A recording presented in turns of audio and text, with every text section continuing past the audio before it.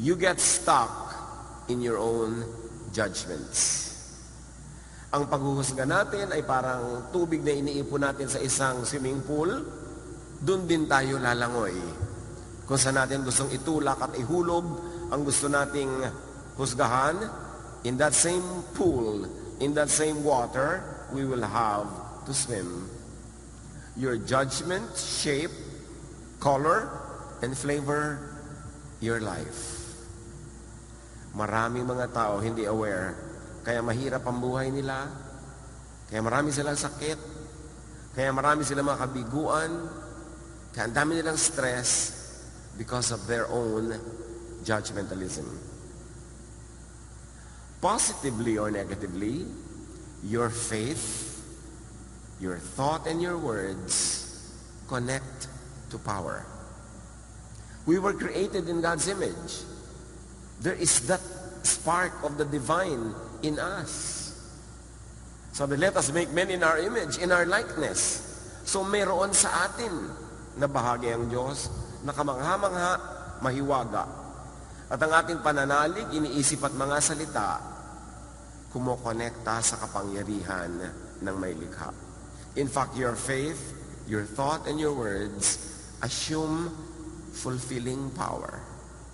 That in many ways, everybody is a prophet. That what you say happens. What you believe in happens without you knowing it. Your faith, thought, and words are power. Your faith, thought, and words are your reality. And your judgment is nothing but your faith, your thought, and your words. Matthew 21:22, if you believe, sabi ni Jesus, you will receive whatever you ask for in prayer. How many of us take this seriously?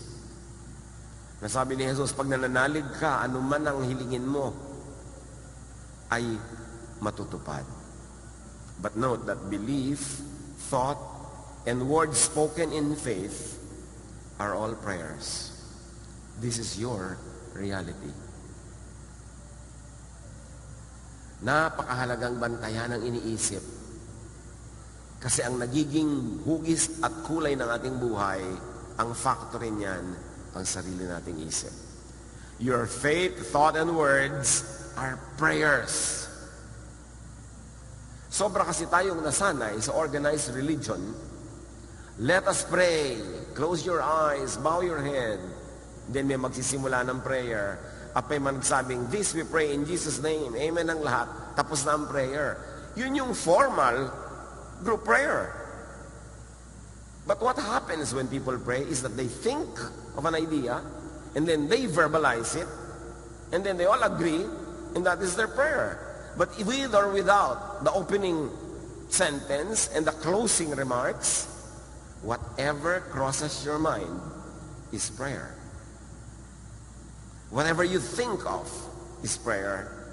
Hindi pinipili ng langit kung yung mga lumalabas sa iyong bibig at pumapasok sa iyong utak ay ika-classify as just a thought balloon, as a statement, as joke, as prayer. Basta tumawid sa iyong utak. And your mind is your door to eternity. It is our connection to timelessness and spacelessness. So in your mind, you're always praying. Kaya mga tao na po, ayan, magkakasakit na ako. Kakasakit nga. Magsisimula na ang ganito, magkaka-pollen season na, mag-allergy na ako. Nakakondisyon na siya. Sinabi na niya, nagiging prayer yon. Yun ang dapat nating gisingin ng ating utak. What is in your mind is prayer. Hindi kailangang i-label in Jesus' name. That your faith, your thought, and words have the same effect as prayers. So belief, thought, even unspoken, is prayer already. In fact, Jesus teaches that prayer should not be full of words. Should not be verbose. Sabi niya, don't think that you'll be heard for your many words. In other words, sabi niya, don't pray like the pagans do. They have many words. They pray long prayers. So ano na ang prayer kay Jesus kung hindi words? Kung hindi mahaba? Sa Kanya, Yung pag-iisip mo, prayer yan. Kaya kung magpe-pray ka with words, pasalamat na. Salamat sa answered prayer. Salamat sa darating na mga blessing. Hindi mo na kailangang isa-isahin yung hihilingin mo kasi alam na yan ang Diyos.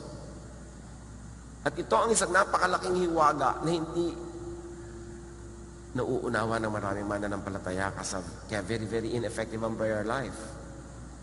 And because thought is prayer, and you are always thinking, kahit tayo tulog, meron tayong subconscious at meron tayong unconscious thoughts, only through that can you pray without ceasing.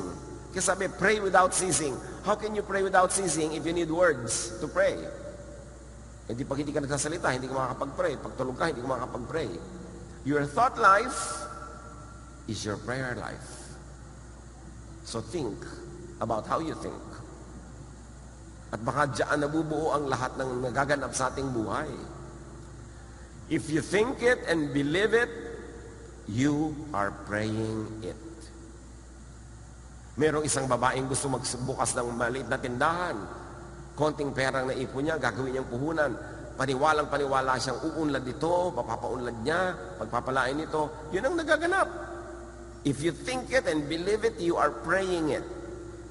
And especially if you're doing it, you are praying it. Yung Lord, papasahin niyo po ako sa board.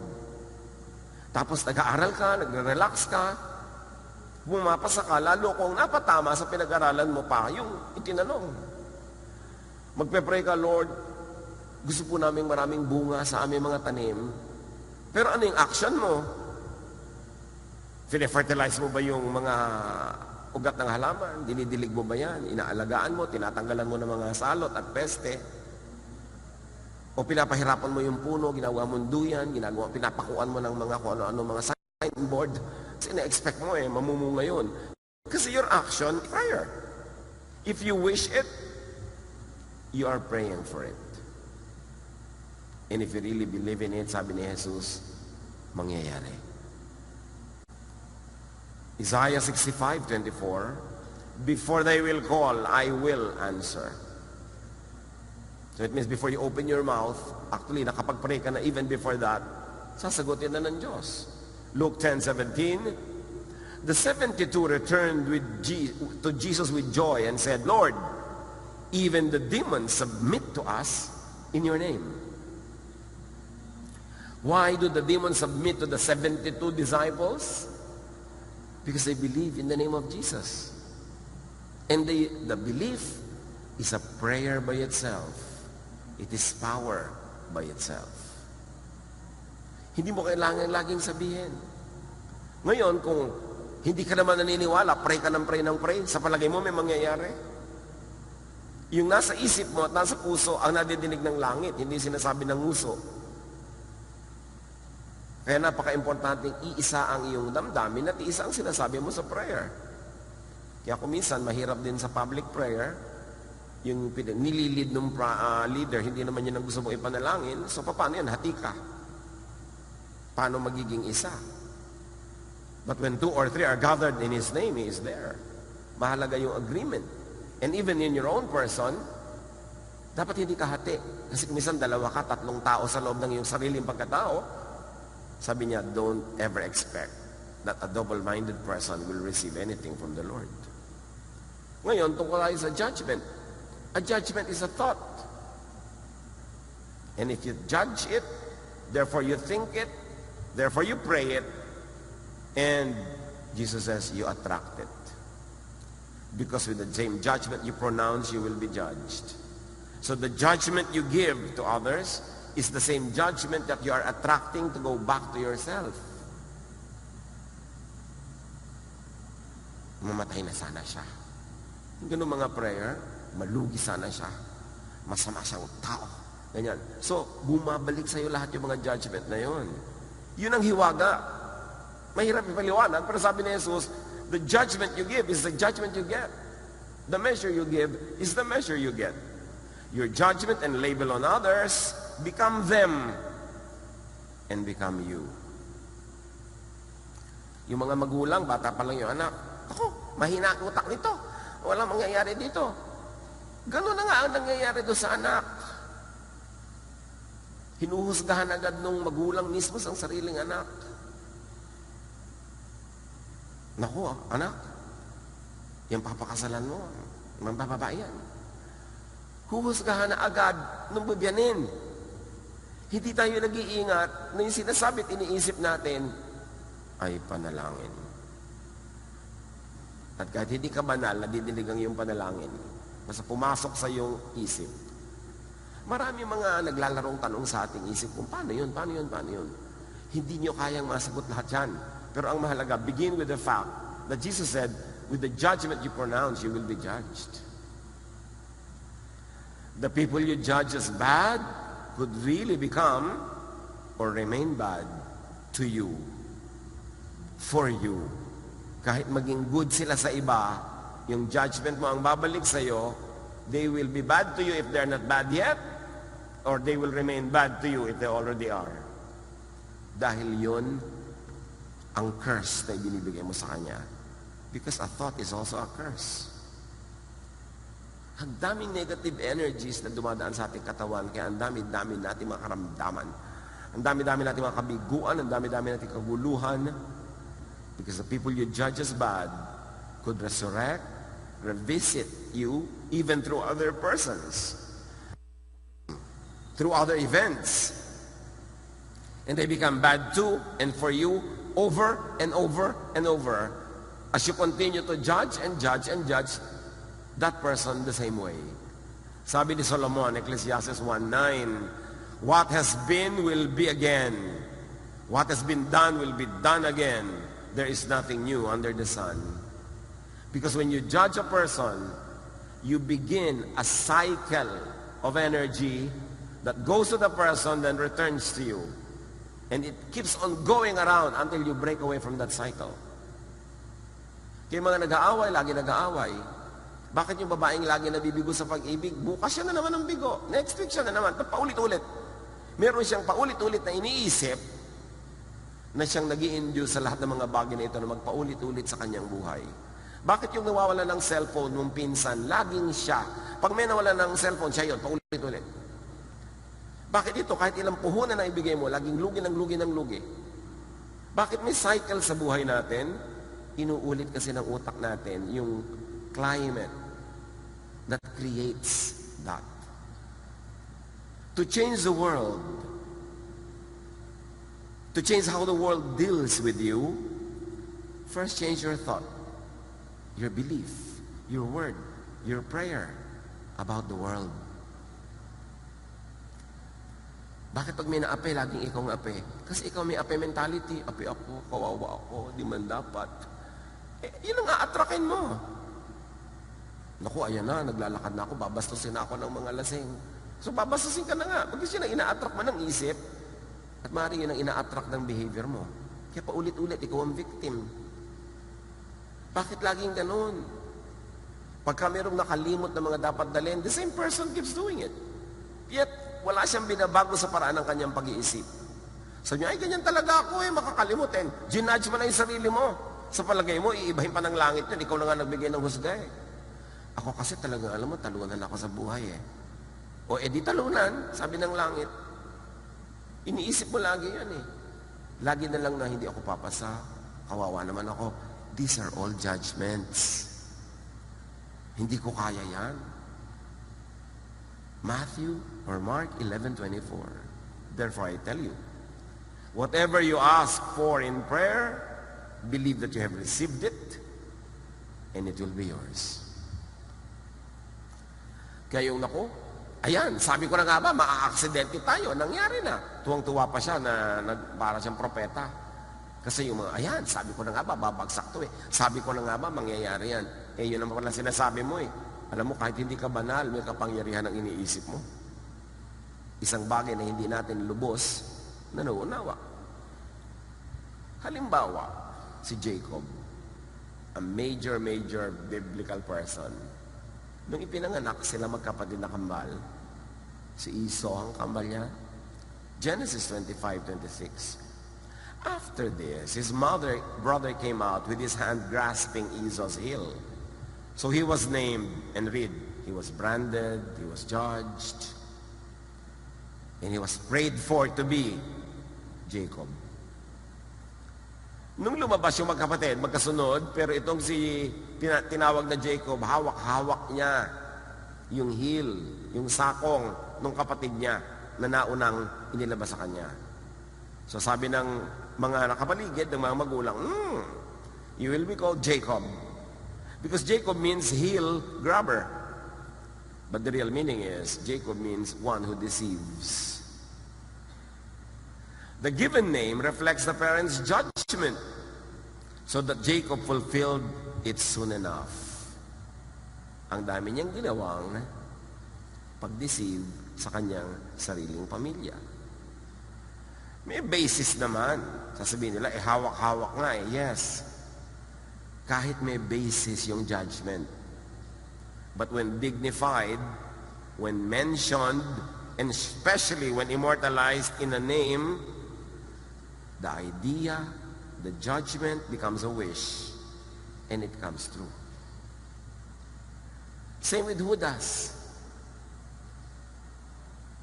Merong nagkwento sa akin, alam niyo po, meron akong kilala, yung anak nila, bata-bata pa, tinawag na nilang Judas. Of course, usually ibig sabihin ng Judas, "Hoy Judas, lika dito. Judas, bumili ka nun." Paglaki talaga, puro kahudasan ang pinagagawa niya. Sa mga pamilya, bata pa lang, sasabihin ng iba, alam mo yan ang black sheep namin. Tinatawag ka na agad black sheep, labeled ka na, so 99.99% of the time, the person lives up to the label. Because yun ang judgment. Pero sino ang nagdudusa sa pagbibigay ng label? E di yung mga kapwa, yung kasama sa pamilya. Nagdudusa sila dahil may kasama silang Judas, may kasama silang black sheep. Meron naman kabaligtaran. Naku, pinanganak tong batang to, itong swerte sa buhay namin. At makita nyo, napakarami talaga nangyayaring napapatunayan na siya nga ay related to or associated with a lot of good things happening. Itong Jacob na to, pinangalanan ng Jacob, pinalitan pa uli. Genesis 32:28. Then the man said, "Your name will no longer be Jacob, but Israel, because you have struggled with God and with men, and have overcome." At ganun nga ang nangyari, because Israel means he struggles with God, or God struggles with him. Soon, the nation named Israel was always struggling with God, or God struggling with this nation. E tinawag ng ganun. Change in the man happened as his name was changed. Kaya may mga iba gustong palitan ng pangalan ng Pilipinas eh. Kuminsan meron nila mga katuwiran. Kasi Pilipinas, kasong Felipe, nahari ng Espanya nung natuklasan nila mga pulo na ito at kanilang sinakop. But Felipe also means lover of horses. So yung mga Pilipino are lovers of horses.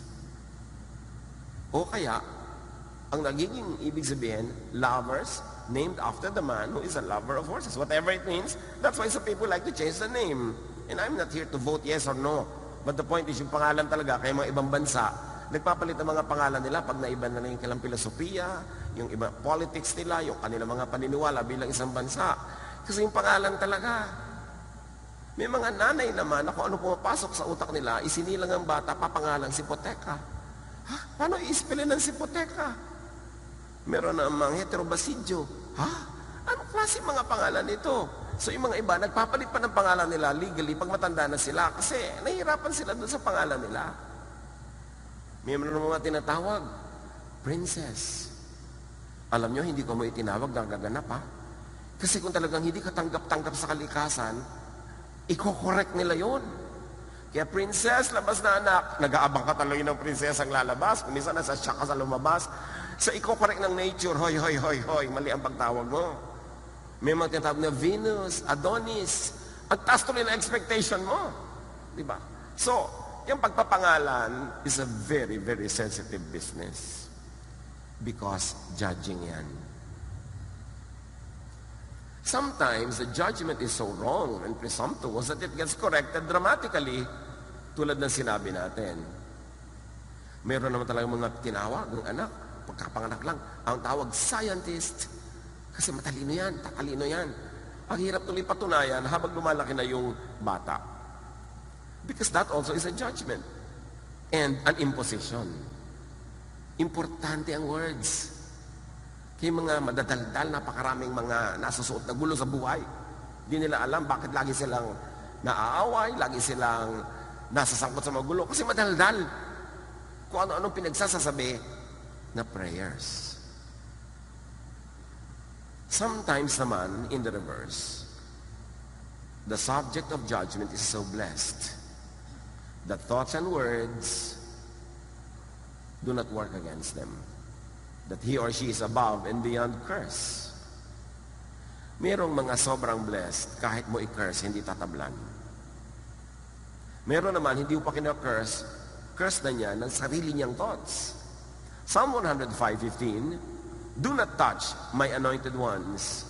Do my prophets no harm. So may ganong protection ng Diyos sa kanya mga hinirang. At sa Numbers 23:23, no magic charms can work against them. Hindi tatablan ng mga kulam, hindi tatablan ng mga sumpa-sumpa at kung ano-ano yung mga pinipili ng Diyos talaga, special cases to na pagpalain. Tulad halimbawa ni Balaam, binayaran siya ng isang hari na isumpa itong mga Israelitang dumadaan sa kanilang bayan.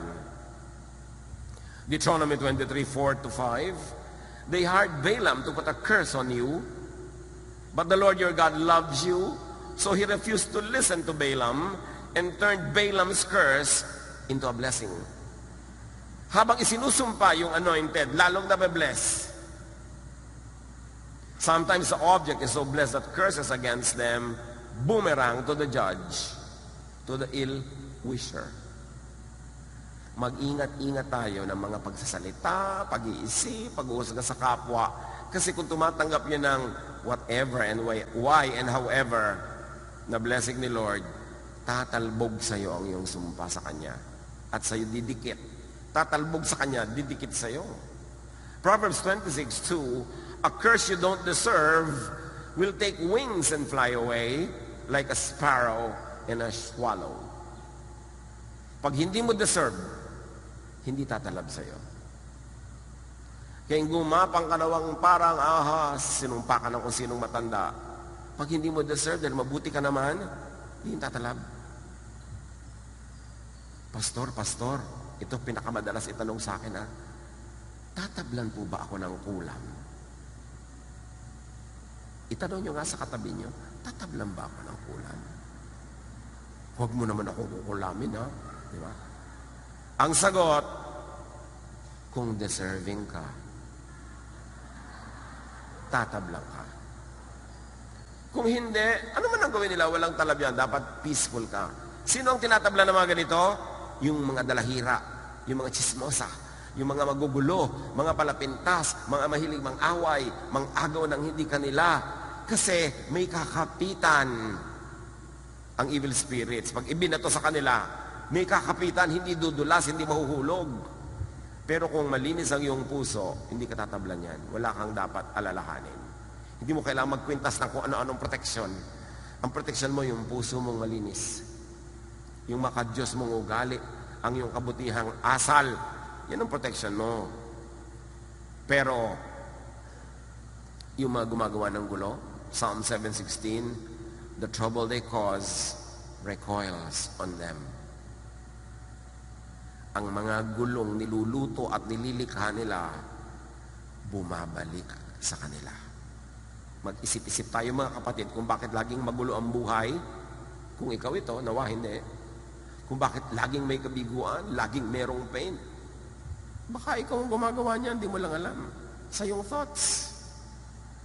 Pag inggitera ka, yung kinakainggitan mo, payaman ang payaman. At ikaw, pahirap ng pahirap. Mag-isip ka.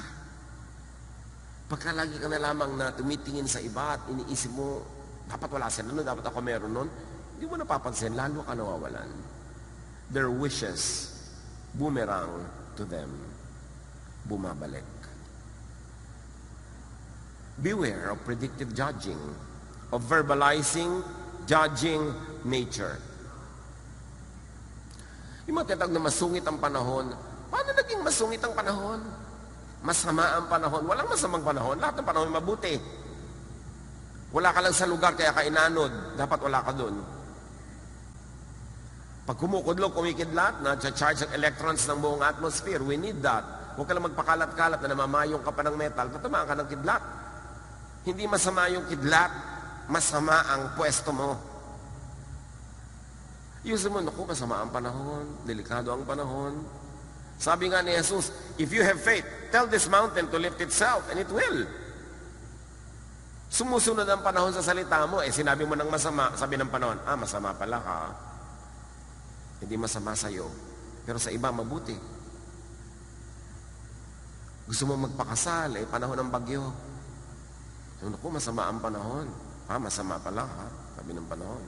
Ito ngayon, bumabagyo sa kasal mo, sa'yo lang masama. Pero tuwa yung farmer, ang buti-buti naman ang ulan. Diba? Kasi depende yun kung nasan ka, kung anong ginagawa mo, nasa timing ka ba, nasa lugar ka ba. Beware about judging things. Malas naman ang bahay na ito. Yung ganon. Ayoko tuwira dito, malas. Kaya nagkakanda malas ka. Yan na-judge mo Malas pala ka. Sabi ng bahay. Naku, yung bahay na yan, haunted yan. May mga multo dyan. Sabi mo, paano kung may basis? Di nga, kanina pa natin pinag-uusapan, may basis. Kahit may basis, huwag mong isipin. Huwag mong banggitin. Kasi lalo mong i-reinforce. Yung ba kung minsan, parang nakakatakot na ang nangyayari, may magsasabi pang, nararamdaman, di ba nararamdaman ko? Natatakot din ba kayo? Kaya lalong nagiging nakakatakot because you honor it with your words. Pag may bad behavior ang isang tao, hindi na napansin ng iba, sabi ba, napansin niyo yung kilos niya? In-honor mo with your words, kaya lalala yun. Kaya, sabi ganoon, ang tunay na makadiyos sa tao, maraming pinapalampas, maraming hindi na tinitingnan, maraming hindi na inuungkat, hindi sinasabi. Because when you verbalize it, you honor it. You give it a name. You give it space in your life. Bawat thought ay prayer.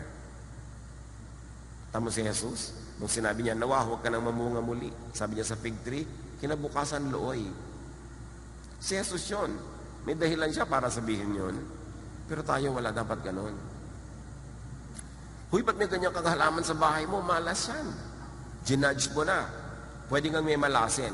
Ikaw. Yung mga iba doon, pwede hindi sila tablan doon. Pero ikaw ang may sabi, sa puso mo may space, sa'yo maglalanding. Tulad nung pinapakain si Pedro ng mga unclean foods by the tradition of Israel, unclean. Acts 10:15, sabi ng Diyos, do not call anything impure that God has made clean. Marami tayong ganyan ginajudge. Huy, tumutugtog pala sila ng drum. Demonic yun. Ginudge mo na yung drum. Dinyad mo na yung tugtog. Ang dami-dami ng mga Christian na tinatawag na demonic. Hindi naman. Kaya sila pinamumugaran ng demons. Kasi wala silang inuungkat, iniisip, hinahanap, hinahalungkat, kundi demons. Di yun ang prayer mo, yun ang gusto mo, pupuntahan ka talaga. Do not judge places. Yun na lang isang kanta natin, paborito ng lahat ng nagpoprotesta. Yung bayan kong Pilipinas, pugad ng luha ko't dalita. Pambihira namang judgment sa sarili nating bayan niya, talagang pugad ng luha at dalita. Ngayon ang nangyayari. Bakit hindi natin sabing pugad ng mga tubo at mga negosyo? Bakit kailangan ng pugad ng luha at dalita? Yun ang paulit-ulit, kasi yun ang lagi natin kinakanta. And songs are prayers. Because they are thoughts. Do not judge events.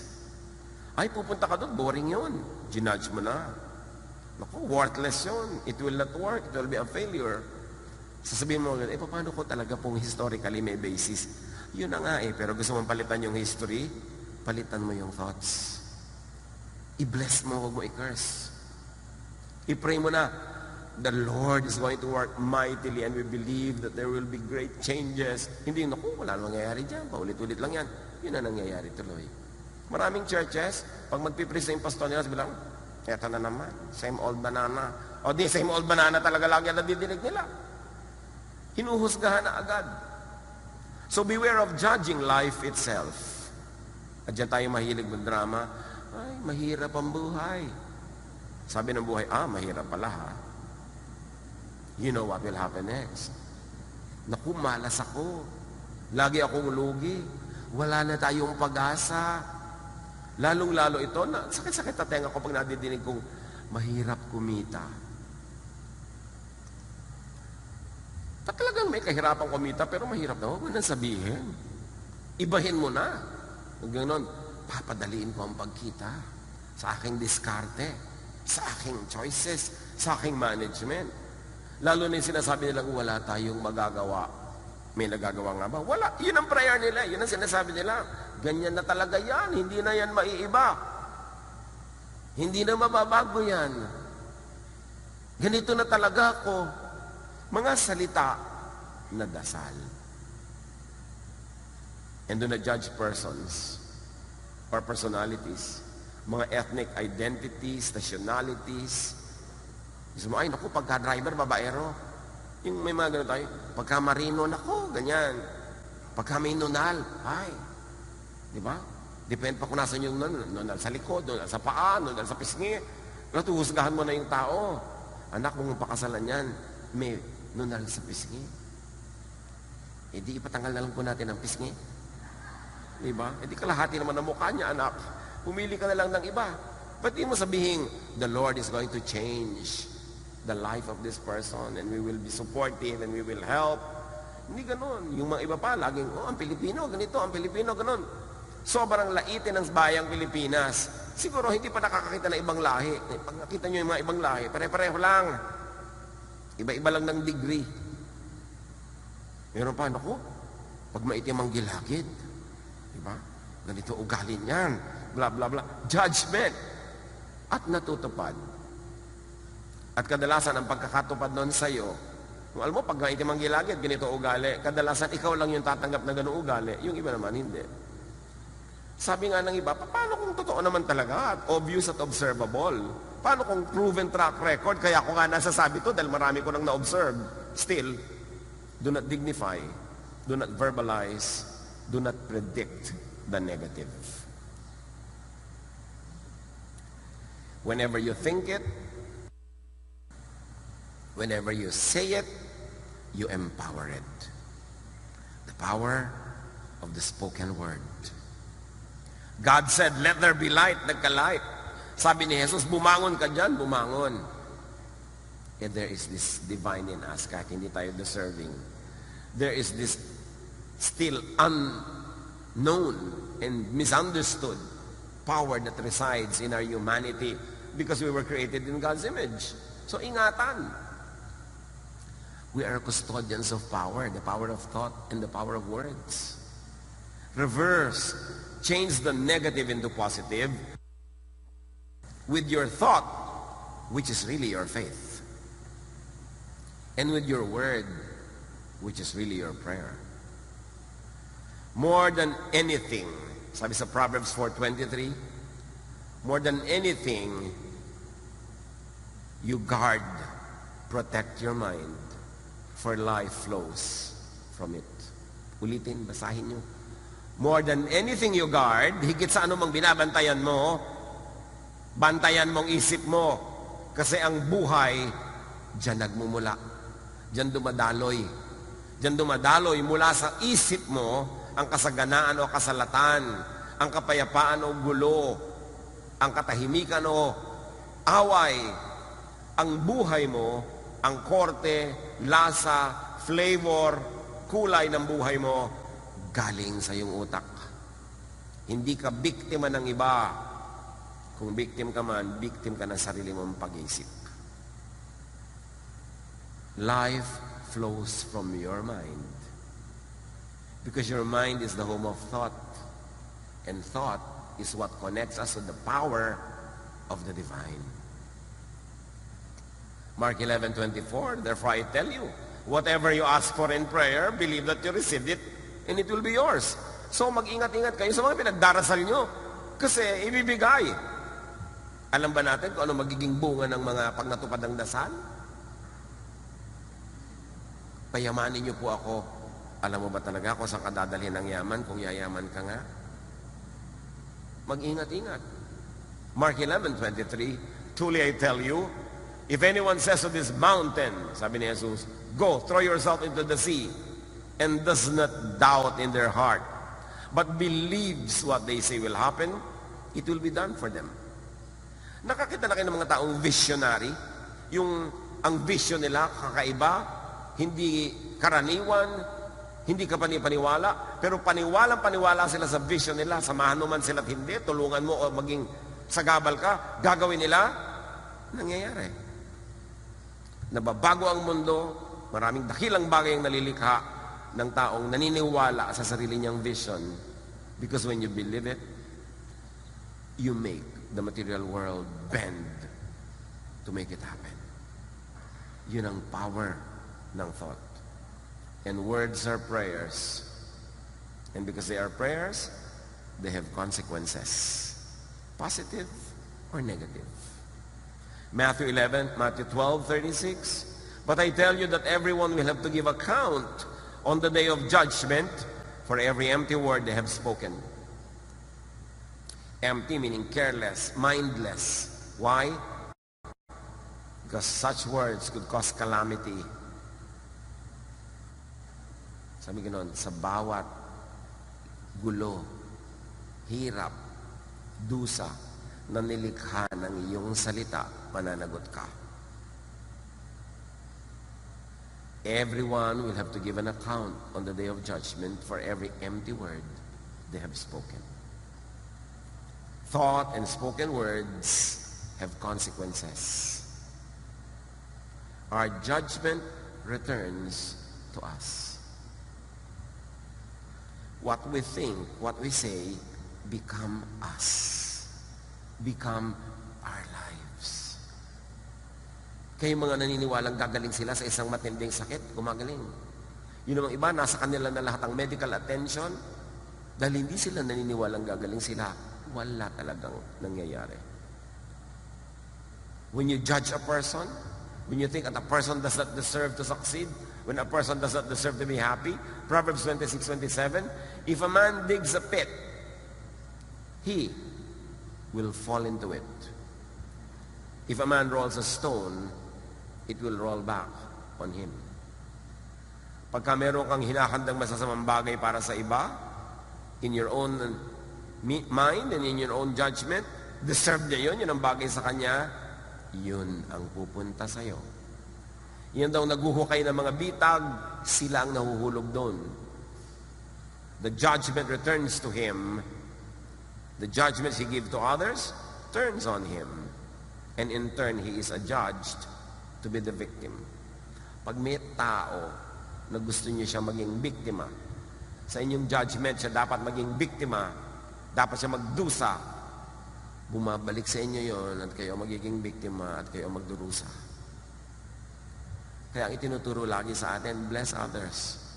Kasi yung blessing naman ang babalik sa'yo. Pero pag nag-iisip at nagbabala ka ng masama sa kapwa, yun ay sa'yo babalik.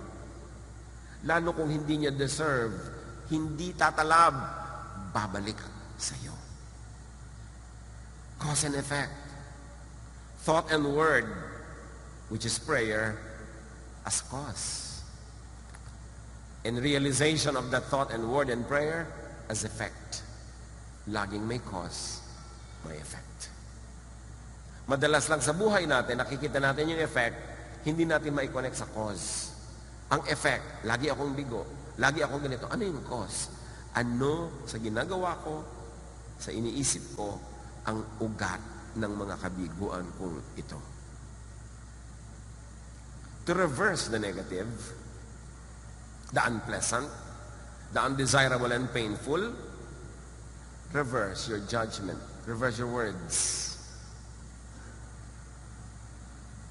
Pagka hindi ka masaya sa nangyayari sa buhay mo ngayon, balikan mo ang pinagmumulan niyan and reverse your seed, your plant. Pag hindi ka masaya sa bunga. Because what you plant is what you harvest. What you harvest is because that is what you plant. Walang mintis yun. Dapat nating angkinin ng pananagutan. Kung hindi maganda ang bunga, Kasi tayo rin ang may tanim. Nobody is a victim of another person. Lahat tayo nakaharap sa Diyos, mananagot mag-isa sa Diyos sa mga ginagawa natin. At sabi nga, bantayan mo yung utak mo kasi diyan nagmumula ang buhay mo. O ang utak ng tamad, don't tell me na aasenso yan sa buhay. Yung utak niya, utak tamad. Lagi wala na naman tayong pera. Ay, kulang na naman natin budget. Ay, kulang na naman. Tingnan mo naman ang buhay mo, ang tamad-tamad mo. Paano ko po dadamihan ng pera? Diyos ko, paulan ninyo po ng pera. Hoy, baguhin mo pag-iisip mo, magsipag ka. Gusto mong mabago ang bunga, baguhin mo yung tanim. Tapos 30 taon na, 50 taon na paulit-ulit na wala kang kapera-pera, pero ang dami mong free time. So, sino nang may kasalanan yan? Ang mundo? Ang mga Hapon? Si Magellan?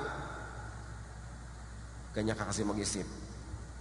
Pag nagkapera, gusto bumili ng magandang ganito, magandang ganon. Hindi isiping, magtitinda nga ako ng banana Q. Sa 2,000 ko na ito, bili ba ako ng sapatos o isang kawali, isang kusinilya, isang piling na saging, ititinda ko sa kanto, yung puhunan ko kaninang 500, magiging 900 na yon. Libre pa merienda ko. Pag ipinanganak ka mahirap, di mo kasalanan. Pero sa haba ng buhay na ito, namatay ka pa rin mahirap, don't tell me na wala kang pananagutan. Don't tell me na isinilang ka, sabi ng Diyos, ang assignment mo, anak, maging mahirap. Walang ganon. Yung pag-iisip natin ang dahilan kung bakit tayo ganito ngayon. Habang isinisisi natin yan sa iba, hindi natin masasolve. Because your lifestyle is a prayer. O ang daming oras, puro ka panonood ng TV, puro ka paglalaro, puro ka pagpapasyal. Yung kilos mo, galing sa utak mo, yun ang prayer mo. At sinasabi ng prayer mo, ayokong kumita today, gusto ko lang maglibang. So magtataka ka, wala kang kita. Believe in the true. Yung sinasabi lang, the good and the beautiful, na nilalait-lait ng iba. Say it, and obserbahan nyo. Yung lagi nagsasabi ng true, good, love, kindness, beautiful, look at their lives. Sila ang umaani nun. Pero yung puro judgment, puro pintas, puro galit sa kapwa, yun ang bumabalik sa kanila. Look around you. Kaya sabi sa Philippians 4:8, keep your minds on whatever is true, pure, right, holy, friendly, and proper. Don't ever stop thinking about what is truly worthwhile and worthy of praise. Why? Because that will be your prayer.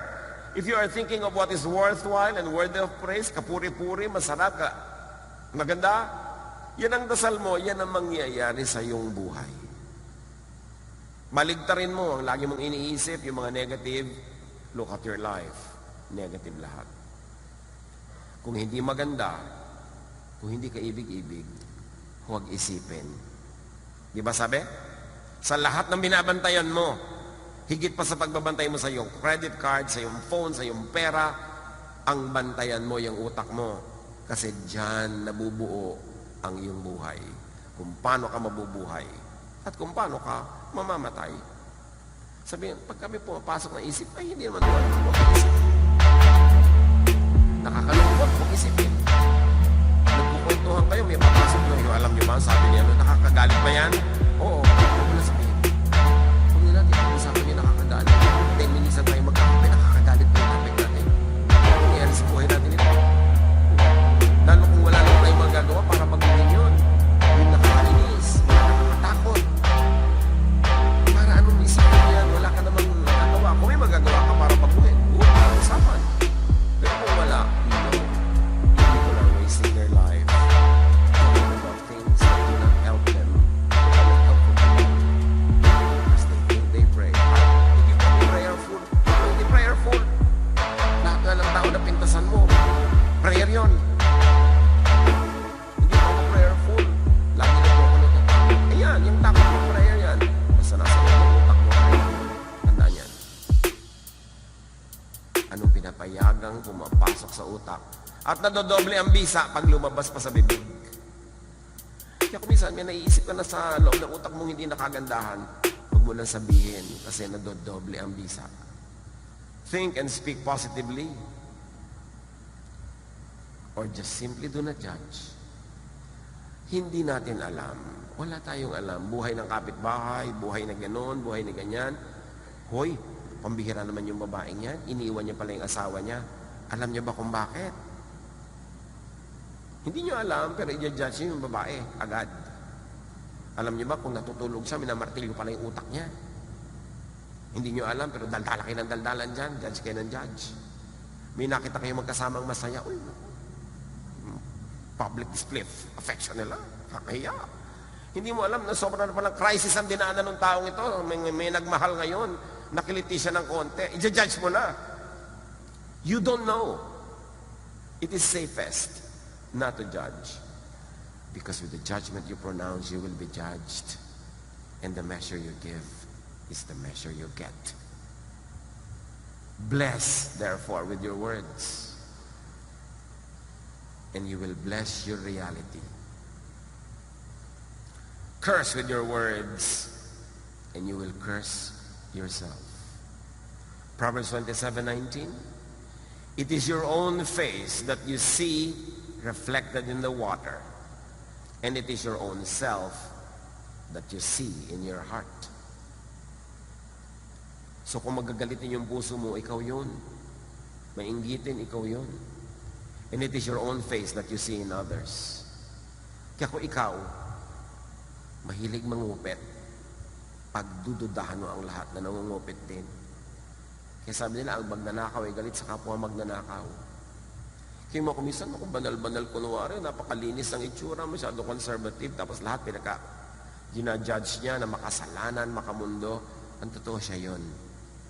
Kasi kung hindi makamundo ang takbo ng utak niya, paano niya maiintindihan na may ganong kamunduhan na umaandar sa utak ng iba? Nakikita niyang umaandar sa utak ng iba kasi nang umaandar sa utak niya. At kahit hindi umaandar sa utak ng iba, ina-assign niya. You cannot talk about something you do not know about. So kung wala kang ganitong mga desire, hindi mo pwedeng assign sa iba na may ganon siyang desire because you don't even know that there's a desire that exists. The judgment you pronounce on others is a judgment on yourself. You are projecting yourself on others. Or you are trying to make yourself look good by making others look bad. Still, it's a judgment on you. So do not judge. Do not pronounce or verbalize. Do not make room for and do not dignify what you do not want to have and to be. Yung ayaw mo mangyari sa buhay mo, huwag mong i-assign sa iba. Yung ayaw mo para sa iyo, huwag mong ibigin para sa iba. Matthew 7:12, so in everything you do, do to others what you would have them do to you. And if we're going to modify that, do to creation what you would have creation do to you. Give, do, think what you want to receive. Yung gusto mong sabihin sa iyo ng kapwa, yun ang sabihin mo sa kanya. Yung gusto mong sabihin tungkol sa iyo, yun ang sabihin mo tungkol sa kanya. Think of creation as you would like creation to think of you. Say to creation what you want creation to say to you. Therefore, be godly, be wise. And the godly and the wise, 1 Corinthians 4:12, when we are cursed, we bless. When you are cursed and you bless, you are godly. Naku, hindi po ako masyadong godly eh. Then, just be wise. Kahit hindi ka banal, maging matalino ka lang, ang isukli mo sa sumpa, blessing. Kasi yun ang babalik sa'yo. Sobra ka namang kulang sa katalinuhan kung alam mo na yung binibigay mo ang babalik sa'yo. Tapos ang binibigay mo pa rin, lason. E di ang nilalason mo, sarili mo. Maging matalino, maging makadiyos. 1 Peter 3:9, do not repay evil with evil or insult with insult. Because you will begin a cycle that will never end. It will be on automatic until you consciously break that cycle. On the contrary, sabi ng verse, repay evil with blessing. Because to this you were called, so that you may inherit a blessing. break the cycle, break away from the cycle. Psalm 19:14, let the words and my thoughts be pleasing to you, Lord, because you are my mighty rock and my protector. Dahil kayo ang aking protector, wala akong ibang pwedeng asahan, sa inyo lang pwedeng manggaling ang blessing. Nawa, malugod kayo sa mga salita ko at iniisip ko, kasi yun din ang ibabalik nyo sa akin. In other words, if I want security, my thoughts and words should create it, not trouble. There is something very mysterious, mystical, and powerful about thoughts and words. Sabi nga ng Romans 10:9-10, if you declare with your mouth, that is word, Jesus is Lord, and believe in your heart, that is thought, that God raised him from the dead, you will be saved. If in your thought and in your words, Jesus is Lord, you will be saved. See, thought and word, may relasyon. For it is with your heart that you believe and are justified. So you are justified through your thought. And it is with your mouth that you profess your faith and are saved. Related ang isip at bibig. So your thought and word, that is your reality. Matthew 7:1, do not judge, or you too will be judged. The correctness, historicity, the accuracy of judgment is not the point. So, paano ko po hindi tawagin magnanakaw? Yan, talaga namang napakarami na niya ninakaw. The correctness and historicity of the judgment is not the point. It is dignifying it with thought, with words and action that will empower it to repeat and repeat. All the more negative ang effect sa'yo if your judgment is even incorrect and inaccurate, but only predictive. Yung wala ka pang basis, sinasabi mo na agad, walang kwenta yan. Lalong masama ang effect nun, kasi hindi wala kang ambasihan. Matthew 7:2, for in the same way you judge others, you will be judged. And with the measure you use, it will be measured to you. The way to blessing, to being blessed, is to first be a blessing to others. When you are a blessing to others, hindi mo kailangang problemahin how you will be blessed. The way to being judged and cursed, to being disadvantaged, is to first judge and curse others. The best protection for yourself from trouble is to not cause trouble to others. The best protection from curses is to not curse anyone. What you send to the heavens in thought and in word comes back to you. COD. May bayad ka pa sa delivery. So tiyakin mo that what you send out is what is true, what is good, what